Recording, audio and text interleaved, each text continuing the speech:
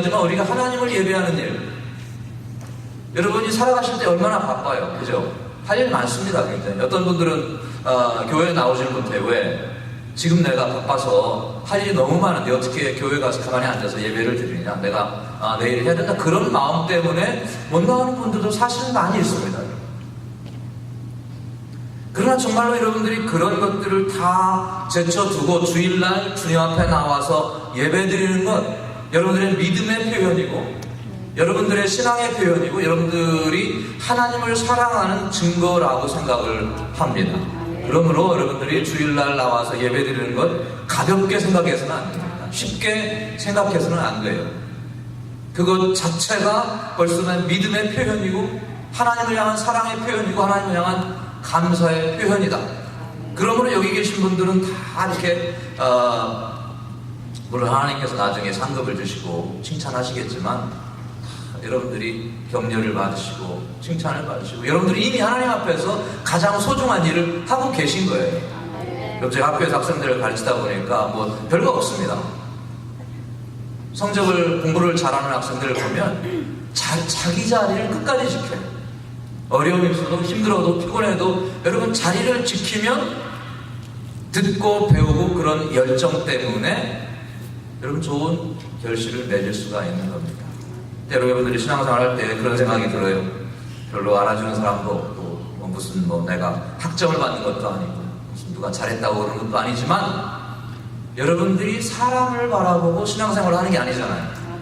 하나님을 바라보고 신앙생활을 하신다라고 하는 그런 강한 확신과 믿음을 가지고 여러분들의 자리와 여러분들의 섬김과 여러분들의 수고를 끝까지 지속하는 여러분이 되셔야 되겠습니다. 오늘 여러분들하고 같이 이 성경 본문을 읽었는데요. 저는 어쩌면 신앙생활의 가장 기본적인 내용을 오늘 여러분들과 한번 나누고 저는 돌아가려고 합니다. 여러분들이 붙들어도 저는 돌아갑니다. 그게 뭐냐? 하나님께서는 우리의 도움이 되신다. 여러분 그 사실을 믿으십니까? 하나님께서 우리의 도움이 되신다. 아마 여러분들이 여러 차례 듣기도 하고 뭐 책을 읽기도 하고 또 기도하기도 하고 또 그런 고백을 해보셨을 겁니다만 그것이 여러분들의 신앙생활의 가장 기본적이고 근본적인 확신이요 고백이 되어야 되는 거예요. 제가 처음에 말씀드렸죠. 여기 이 자리에 앉아 계시면 대단한 일입니다만 기왕에 앉아 계시면 하나님께서 나의 도움이 되신다라는 사실을 고백하고 확신하고 그런 믿음으로 나오는 여러분이 되셔야 되겠습니다. 여러분 성경에서 하나님에 대해서 우리 하나님을 생각할 때 참 하나님은 우리가 눈으로 뵐 수 있는 분도 아니고요, 손으로 악수를 할 수 있는 분도 아니고 또 우리가 허구를 할 수 있는 분도 아니고 우리는 육신이 있지만 하나님은 육신이 없는 영이신 하나님이시거든요. 그래서 때로는 하나님을 좀 눈으로 뵈면 내가 신앙생활을 잘할 텐데 좀 내가 마음에 의심 없이 염려 없이 그분을 향해서 굳건한 믿음과 소망을 가지고 나아갈 텐데 왜 하나님께서 우리 눈에 보이시지 않으실까? 그런 생각을 좀 할 때가 있잖아요. 또 어떤 분들은 나의 하나님을 보여주시면 내가 하나님을 열심히 잘 섬기겠습니다. 그런 생각이 들 때도 있어요. 솔직히 저도 그렇습니다. 그렇지 않습니까? 그러나 하나님은 영이시기 때문에 우리가 눈으로 뵐 수 있는 분이 아닙니다. 그러나 그렇다고 해서 그분을 우리가 경험할 수 없느냐? 우리가 경험할 수 없는 하나님이라고 한다면 그분하고 우리하고는 별로 공통점이 없는 거예요. 그런데 여러분 염려하지 마십시오. 성경에서 하나님께서 우리에게 가르쳐 주시는 가장 기본적인 사실은 하나님이 우리와 함께 하신다. 여러분 한번 같이 해보시죠. 하나님이 우리와 함께 하신다. 여러분 성경 전체에서 끝까지 가르치는 성경의 가장 기본적인 주제가 뭐냐? 하나님이 저와 여러분과 함께 하신다는 겁니다. 무한하신 하나님, 거룩하신 하나님이 유한하고 죽을 수밖에 없는 인생인 저와 여러분들의 삶 속에 함께 하셔서 동행하신다는 사실이 성경의 가장 기본적인 사실이에요. 차별이 없습니다. 구별이 없습니다. 믿음이 좋든 믿음이 적든 하나님이 구별하지 않으십니다. 여러분 이스라엘 백성들이 광야 40년 동안 걸어갈 때에 아마 제가 지도자라면 아마 백성들을 많이 미워했을 것 같아요. 불순종하죠. 여러분 원망하죠. 때로는 반역하죠. 그러나 이스라엘 백성들의 광야 역사 40년을 생각하면, 한마디로 요약하면 하나님께서 광야 생활 동안 함께 하셨다는 거예요. 동행하셨다는 거예요. 그러니까 그 사람들이 여러분 견뎌내고 오늘날까지 역사를 지속할 수 있는 겁니다. 그건 오늘날도 마찬가지예요. 하나님께서, 예수님께서, 성령님께서 우리와 함께 하신다. 여러분들이 어렵고 힘들 때에 꼭 그 사실을 기억하십시오.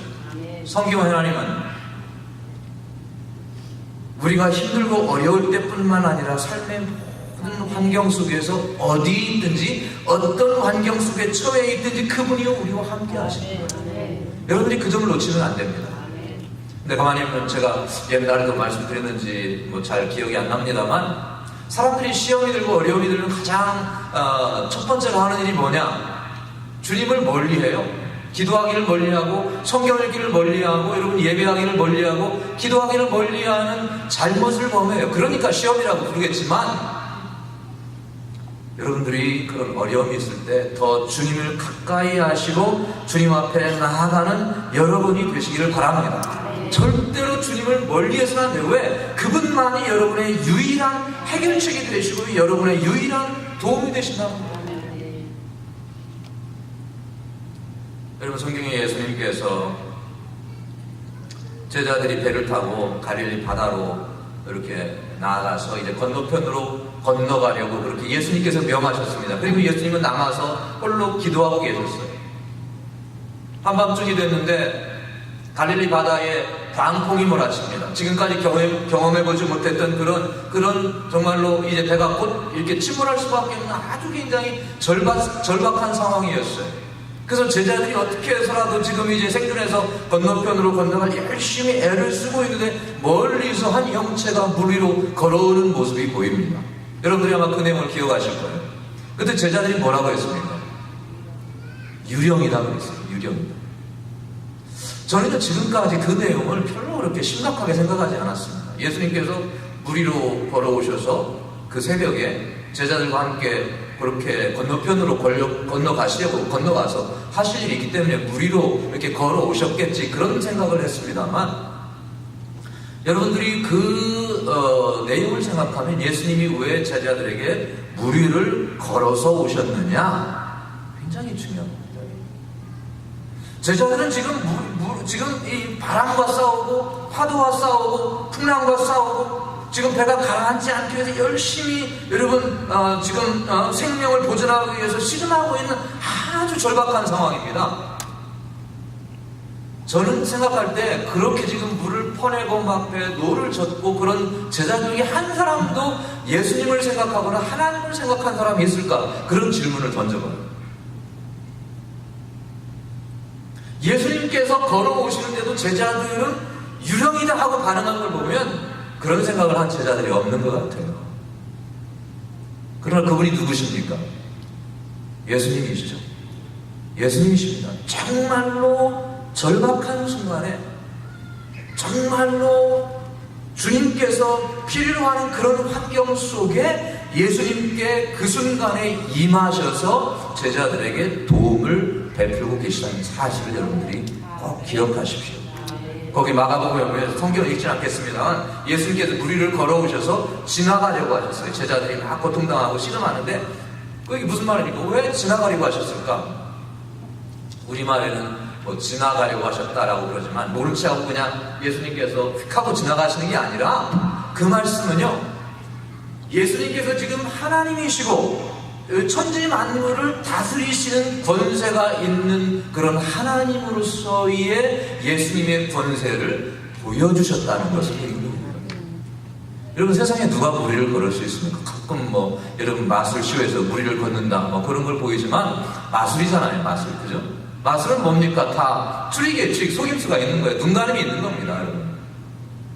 예수님께서만이 자연현상을 거스려서 무리를 걸을 수 있는 능력의 하나님, 전능하신 하나님, 여러분, 우리를 도우시는 하나님이심을 예수님께서 보여주셔요. 여러분들이 살아가면서 그런 생각을 많이 할 때가 있어요. 참, 이런 어려움을 누가 할까? 이런 괴로움을 누가 알아줄까? 하나님께서, 예수님께서 내 마음을 알아주실까, 내 사정을 알아주실까, 그런 생각을 할 때가 많이 있습니다만, 여러분, 하나님께서는 여러분의 모든 것을 다 알고 계십니다. 여러분의 앉고 일어선도 아시고, 여러분의 마음에 있는 생각도 아시고, 여러분이 들어가고 나가고 수입하는 것도 다 아시는 하나님이시다. 그러니까 그런 하나님을 우리가 전능하신 하나님이라고 부르는 거예요. 그러므로 여러분들이 살아가다가 어려움이 있고 괴로움이 있고 고통이 있으면 여러분 가운데에 하나님이 함께 하신다는 사실을 꼭 믿으시고 고백하십시오. 이런 지금까지 살아오시면서 많은 어려움이나 환난이나 그런 인생의 과정들을 굴곡을 겪으면서 여기까지 오시지 않았습니까? 그때 여러분들이 그거 어떻게 이기셨습니까? 여러분이 그 어려움을 어떻게 극복하셨습니까? 여러분이 그 큰 시련들을 어떻게 이겨내셨습니까? 하나님 함께 하셨기 때문에 그렇습니다. 여러분이 생각할 때 그때 그래 내가 현명하게 대처해서 그렇지 또 그렇게 생각하실 수 있겠어요? 그래 내가 그때 좀 믿음이 좋아서 그랬지. 여러분이 자신의 믿음을 자랑하실 수 있겠지만 물론 좋습니다. 여러분들 믿음이 있으시니까 이겨내겠지만 근원적으로 하나님께서 여러분이 그 어렵고 힘든 그런 일들, 역경들, 환난들, 시련들을 이기도록 도와주셔서 여러분들이 지금 이런 모습으로 하나님 앞에 앉아서 예배 드릴 수 있는 거예요. 그러므로 하나님께 감사를 드리고 하나님께 영광을 드리고 하나님께 찬양 돌리는 여러분 되시기를 바랍니다.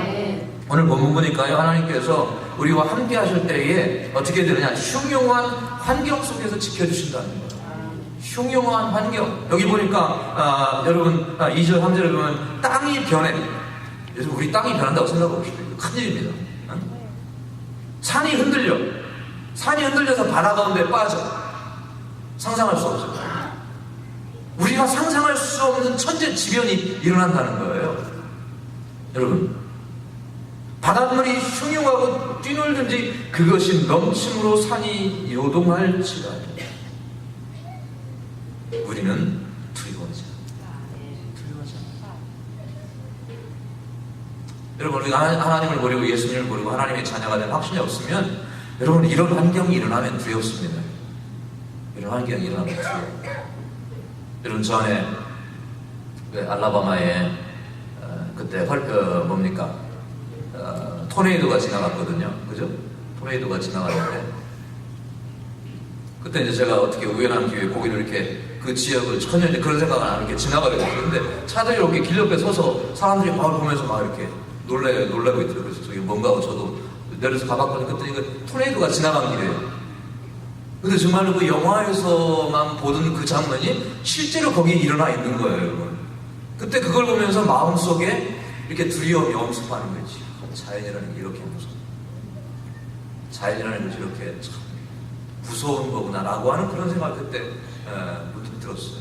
거기 서서 구경하는 사람들도 놀라서요. 말을 못하고 그냥 하고 그렇게 서 있어. 가끔 지진이 납니다. 지난 얼마 전에도 한국에도 지진이 나서 사람들이 굉장히 어려움이 있었는데 그런 생각을 하잖아요. 지진이 나면 그냥 정신을 차리고 뛰어서 밖으로 나가든지 좀 대피하면 되지 않느냐 그런 생각을 하잖아요. 근데 일본에서 살다가 오신 분이 있었거든요. 선교사님 오셨는데 근데 자기가 직접 그런 지진을 경험한 이야기를 하는데 지진이 나면요 이성적으로는 어딘가 빨리 안전한 곳으로 대피를 해야 되잖아요. 그런데 그게 안 된답니다. 그게 안 된대요. 생각은 내가 빨리 일어나서 가야지 라고 그러는데요. 다리가 움직여지질 않는다요. 움직여지질 않는다. 여러분도 아무래도 그런 경험을 하신 분이 계신지 모르겠지만 그 정도로 사람이 그 순간 그런 일을 당하면 두려움에 압도돼서 어떤 일을 해야 되는지 정신을 못 차려요. 정신을 잃는 거예요. 아마 여러분도 아마 그런 경험을 해보신 그런 분이 있을 거예요. 똑같은 경험은 아니겠지만 사람이 갑자기 어려움을 당하면 정신을 못 차립니다. 여러분 두려움에 압도됩니다. 염려가 압도됩니다. 그 순간에 하나님을 생각하고 예수님을 생각하면 정말로 굉장한 일이에요. 어쩌면 그것이 우리의 자연스러운 반응이지만 그러나 여러분이 살기 위해서는 그런 어려운 때에 그런 고통스러운 때에 그런 시련의 때에 여러분이 눈을 들어서 하나님을 바라보아야 된다. 그것이 지금 이 시편 저자가 우리에게 가르쳐주고 증언하고 있는 거예요. 땅이 흔들리거든. 땅이 흔들려도 바다가 산이 바닷가 가운데 빠져도 바닷물이 흉흉하고 뛰놀아도 요동하거나 두려워하거나 염려하지 말고 우리의 도움 되시는, 우리와 함께 하시는 예수님을 바라보아라 라고 말씀하고 계신 것입니다. 여러분, 우리가 살아가는 세상, 세상 우리가 넓게 우리가 생각하지 않아도 여러분의 삶의 어떤 영역들을 생각해 보세요. 개인 생활, 또 가정 생활, 또 여러분 주변에 일어난 일들을 잘 생각해 보시면 때로는 예기치 않았던 일, 대비치 못했던 일, 상상하지 못했던 일들이 사람의 삶 속에 일어나는 거예요. 마치 제자들이 바다 가운데서 풍랑으로 씨름하고 있을 때 전혀 기대치 않은 때에 예수님께서 그들에게 무리를 걸어서 나타나셨던 것처럼 여러분들이 개인적인 삶의 어려움 때문에 힘들고 여러분이 정말로 애를 쓰고 땀을 흘리고 수고하고 있는 그 순간에도 주님은 여러분과 함께 하시고 여러분의 삶에 임재하신다는 사실을 기억하시기를 바랍니다. 여러분들이 이걸 마음에 새기셔야 됩니다. 새기셔야 됩니다. 여러분, 사람의 도움은 한계가 있습니다. 사람의 도움은 한계가 있습니다. 그러므로 여러분을 진정으로 도울 수 있는 예수, 그분을 의지하고 그분을 신뢰하고 그분을 따라 사는 여러분 되시길 바랍니다. 여러분, 우리 하나님은 전능하신 하나님이시지만 동시에 인격적인 하나님이시기 때문에 우리의 마음을 막 이렇게 예수님께서 강제적으로 굴복하게 하시지 않아요. 강제적으로. 여러분들이 자녀들 말 안 들으면 어떨 때는 막 강압적으로 뭘 하시기도 하겠지만 우리는 사람이니까 그렇지만 하나님은 강제로 그분의 뜻에 굴복하는 것을 원치 않아요. 그리고 그런 복종은 오래 갈 수가 없는 거예요. 그래서 성경에서 우리가 하나님의 뜻대로 살아가는 것을 뭐라고 합니까? 순종한다고 하잖아요. 순종. 여러분, 복종하고 순종하고 벌써 어감이 다르잖아요. 순종 얼마나 말이 부드럽고 좋습니까? 여러분들이 자발적으로 하나님의 뜻, 주님의 뜻에 순종하고 그분을 의지하고 그분을 찾고 그분을 신뢰하면 하나님은 여러분과 함께 하셔서 여러분을 도우시고 여러분을 인도하시고 여러분을 이끌어 가시는 분이다. 여러분이 그게 대단해. 이게 성경의 기본적인 가르침이에요. 하나님은 여러분의 삶에 멀리 계시지 않습니다. 여러분이 하시는 일에서 멀리 떨어져 계시지 않습니다. 여러분의 가정에서 멀리 떨어져 계시지 않습니다. 여러분이 고통당하고 시험을 당하고 시련을 당할 때 하나님께서 절대로 외면하지 않습니다. 그 현장에 함께 하신다. 사도 바울이 주예수가 돼서 로마로 갈 때에 어디를 갑니까? 그때 주예수가 돼서 팔레스타인 땅에서 로마로 가려면 그때 어디로 가죠? 지중해로 갔잖아요. 지중해를 갔는데 그때에 열 나흘 동안 배를 타고 가는데 폭풍과 막 불어오면서 배에 있는 모든 것들을 다 버리고 살 소망이 끊어졌습니다. 노련한 선원들, 선장도 어떻게 손을 썩을 수 없는 그런 환경 속에 바울이 가지 말라고 그랬거든요. 조금만 쉬었다가 이게 지나가면 가라. 지금 가면 배나 사람에게 큰 위험이 있을 것이다. 사도 바울이 그렇게 얘기를 해줬는데 죄수의 말을 듣습니까? 안 듣죠. 네가 뭘 한다고 그런 말을 하느냐.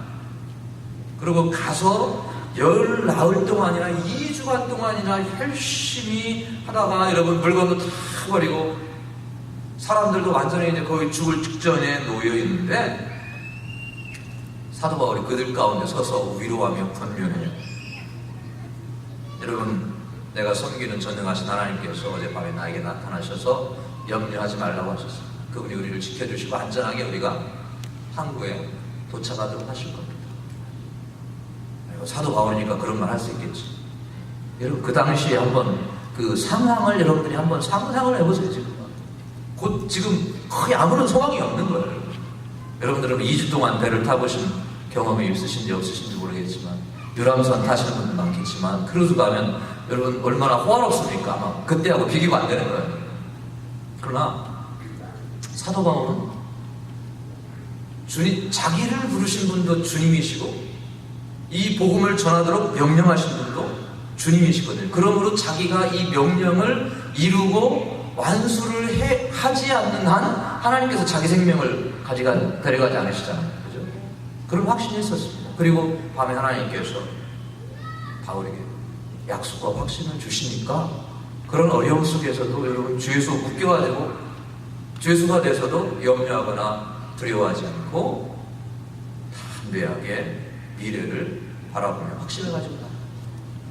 여러분들이 환경이 흉흉하고 어려워도 여러분들이 확신을 가지고 살아갈 수 있는 이 불확실성의 시대에 확신을 가지고 살아갈 수 있는 유일한 길은 주님을 정말로 꼭 붙잡는 거예요. 여러분 세상에 다른 것은 뭐 놓쳐도 괜찮습니다. 뭐 가능하면 뭐 놓치지 않는 게 좋지만 어쩔 수 없이 우리가 놓아야 하는 경우가 있어요. 그죠?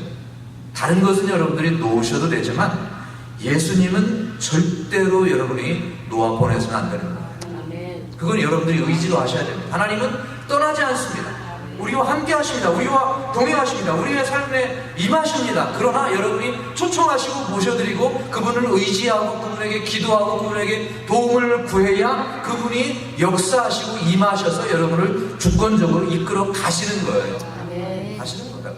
하나님이 함께 하심에도 불구하고 왜 여러분 누가 내가 지금 아무의 집에 손님으로 가 있는데 여러분에게 주인이 아무런 관심도 안 기울이고 무슨 뭐 대화 말도 걸지 않고 그런다고 생각 얼마나 이게 좀 이 분위기가 좀 이게 좀 서먹서먹합니까? 그렇지 않습니까? 그렇지 않아요. 그러면 이거 빨리 가야 되겠구나 내가 잘못 왔구나 그런 생각이 드는 거예요. 주님께서 지금 여러분의 삶에 임하셔서 계신데 여러분들이 주님께 말도 걸지 않고 주님의 뜻도 물어보지 않고 주님의 의향도 물어보지 않고 주님의 도우심도 구하지 않으면 주님도 괜히 이렇게 좀 쭈뼛쭈뼛 하신 거예요. 그렇지 않겠습니까?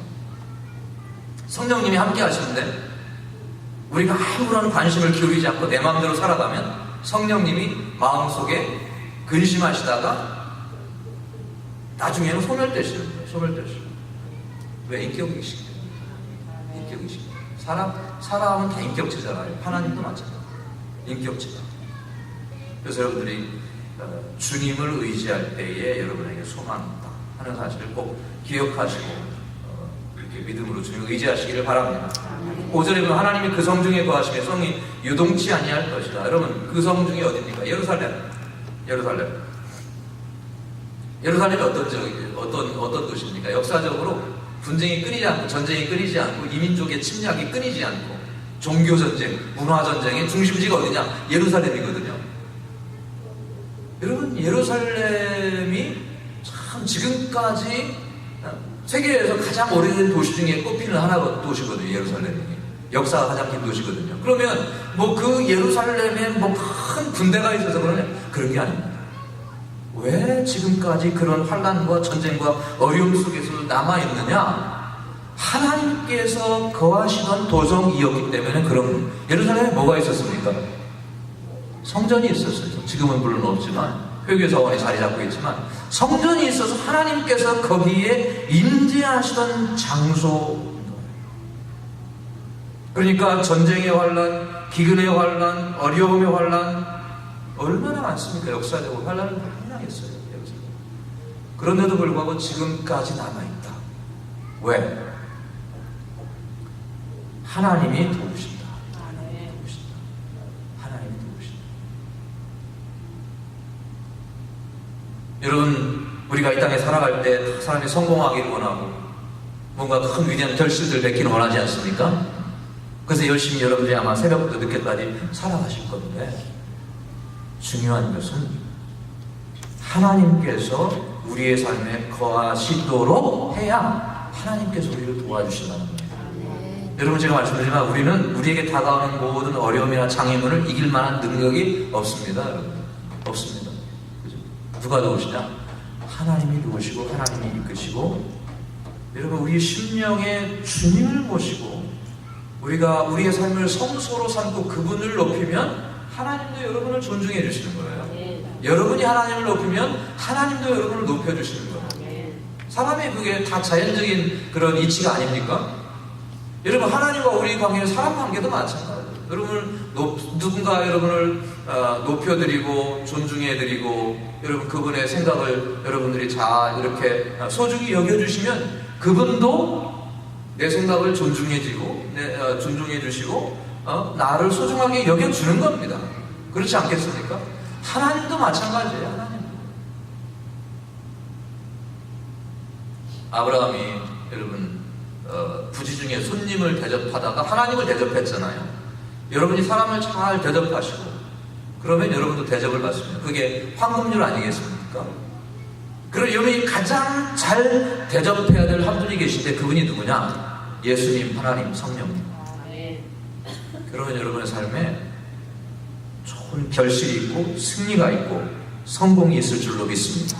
물론 우리가 내가 성공해야지, 승리해야지, 그러므로 내가 하나님이 필요해, 예수님이 필요해, 그런 막 어떤 그런 동기에서만 그래서는 안 되겠죠. 그러나 솔직히 우리의 삶에 도움이 필요하잖아요. 그렇지 않겠습니까? 평소에 여러분이 열심히 주님을 잘 섬기면 그분이 여러분을 도우시고 인도하시고 복내주시고 축복하시고 도와주시고 해결해주시고 공급해주시고 구원해주시고 들어주시고 고쳐주시고 회복시켜주시고 응답해주시고 만나게 하시고 그런 역사가 여러분의 삶에 있어질 줄로 믿습니다. 여러분 여호수아 1장에 보면 하나님께서 1장 1절로 9절에 보면 이제 여호와의 종 모세가 죽었다. 그렇게 여호수아가 시작을 합니다. 1절에서.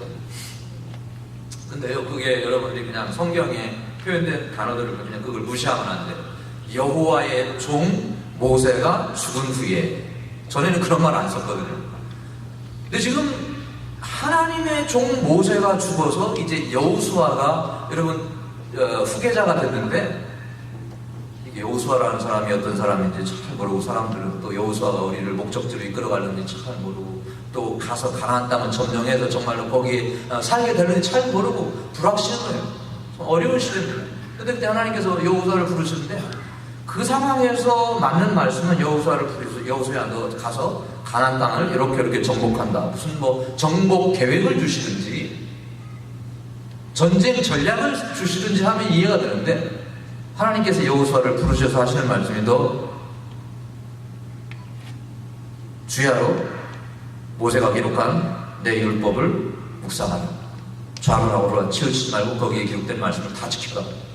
아니 지금 성경 말씀을 지키라는 거예요. 그 중요한 시기에. 아니 그때는 지금 성경 말씀을 조금 잠시 덮어두고 지금 어떻게 가나안 땅을 정복하고 점령하느냐, 지금 거기에 온 정신을 기울여야 할 때 하나님은 여호수아야, 이 말씀을 떠나지 말고 좌로나 치우치지 말고 다 지켜오라. 왜? 이 말씀을 순종하는 것이 삶의, 이스라엘 백성들의 삶의 성패의 열쇠가 되기 때문에. 여러분, 저와 여러분 마찬가지입니다. 여러분이 뭐 공부하셔야죠, 사업하셔야죠, 직장생활 하셔야죠, 가정생활 하셔야죠, 사회생활 하셔야죠. 얼마나 바빠요, 그죠? 여러분이 아마 새벽부터 밤 늦게까지 바쁘게 그렇게 사시는 분들 있어요. 저도 한 몇 주 동안 그렇게 살다 보니까 지금 제 인생이 지금 어디에 있는지 잘 모르겠어요. 지금 이 시점에서. 사람 바쁘게 살면 그렇게 되거든요. 근데 그런 순간에 여러분 잊지 말아야 할 것은 하나님의 말씀을 순종하고 그 삶을 따라 사는 거예요. 그래서 여러분들이 꼭 시간을 내서라도, 바쁜 시간을 쪼개서라도 주님 앞에 나아가세요. 기도하세요. 성경 말씀 묵상하시고 읽으세요. 시간을 쪼개서. 우리가 어차피 이 인생을 한 번 살다가 지상을 떠나는 거 아니겠습니까? 뭐 시기는 다 다르지만 그건 분명히 정해진 것이라고 성경은 말씀하거든요. 그렇기 때문에 여러분들이 꼭 주님과 동행하시고 그분을 영화롭게 하는 삶을 살아가시기를 간절히 바랍니다. 여러분, 하나님께서 사람을 왜 지으셨을까요? 한번 여러분들이 생각나는 대로 말씀해 보세요. 하나님께서 왜 사람을 지으셨습니까? 그냥 제가 여러분들에게 그냥 지나가는 말로 드리는 질문이 아니고 진짜 대답하시도록 지금 드리는 질문이니까 한번 자유롭게 대답을 해보시죠. 하나님은 왜 사람을 만드셨나요? 맨날 불순종하고 맨날 말도 듣지 않고 문제만 일으키고. 근데 왜 지으셨을까요? 하나님을, 제 원고를 보셨나요? 예, 맞습니다. 하나님을 영화롭게 해드리기 위해서 지으신 겁니다. 그렇지 않습니까? 그게 사람의 제일 많은 목적이에요. 왜 하나님을 만드셨느냐? 하나님의 형상대로 그분을 영화롭게 하도록. 그럼 우리가 그분을 영화롭게 안 하는 삶을 살아가면 어떻게 되는 거예요?